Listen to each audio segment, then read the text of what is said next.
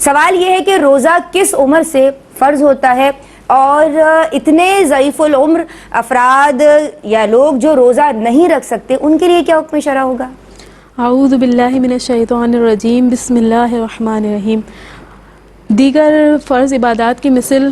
روزے کا بھی حکم یہ ہے کہ یہ بالغین پر فرض ہے، اور بلوغت کی عمر بچوں میں اس کی اگر ابتدائی عمر دیکھیں تو کم سے کم 9 سال ہے، اور جو بچیاں ہیں ان میں وہ ساری بچیوں میں کم سے کم 9 سال ہے اور بچوں میں کم سے کم 12 سال ہے، اور زیادہ سے زیادہ 15 سال ہے۔ اس دوران اگر ان میں علامات بلوغ ظاہر ہو جائیں تو انہیں بالغ قرار دیا جائے گا، لیکن اگر 15 سال کے ہونے کے باوجود کوئی علامت ظاہر نہیں ہوتی ہے تو اب انہیں 15 سال کا ہونے کے بعد بالغ قرار دیا جائے گا، اور ان پر دیگر عبادات کی طرح روزہ بھی فرض ہوگا۔ لیکن جو ان کے اولیاء ہیں، ان کے جو رشتہ دار ہیں جیسے والدین ہیں، ان کے لیے لازم ہے کہ جیسے نماز فرض ہونے سے پہلے یہ حکم دیا گیا کہ 7 برس کا ہو جائے تو اسے نماز کا حکم دو، اور 10 برس کا ہو کر نہ پڑھے تو پھر اسے یعنی سختی وغیرہ کی جائے گی۔ تو اب روزے میں یہ ہے کہ اگر اس کے اندر بچے میں استطاعت وغیرہ موجود ہے، جسمانی لحاظ سے وہ بہت کمزور نہیں ہے، تو جب وہ 8 برس کا ہو جائے تو اسے روزے کا حکم دیا جائے، روزے کے احکام، اس کے مسائل وغیرہ کی تعلیم دی جائے، اور 11 برس کا ہو کر نہ روزہ رکھے تو پھر اس پر سختی بھی کی جائے گی۔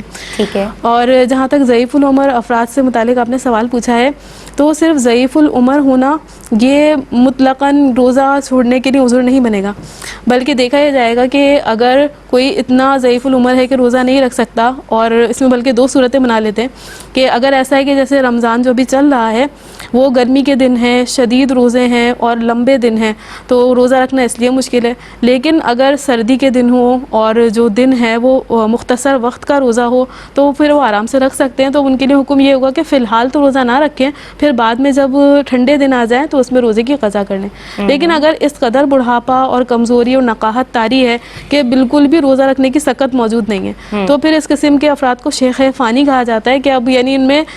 کوئی رمق ہی باقی نہیں ہے کہ اب یہ صحت مند ہو سکیں گے، تندرستی پا جائیں گے، کیونکہ بڑھاپا اتنا زیادہ ہے۔ تو اب یہ کیا کریں کہ ہر روزے کے بدلے صدقہ فطر کی مقدار، یعنی گھر میں جو ہم آٹا کھاتے ہیں اس کے 2 کلو 50 گرام یہ بطور فدیہ ادا کر دیں تو ان کے لیے کافی ہوگا۔ ماشاءاللہ جناب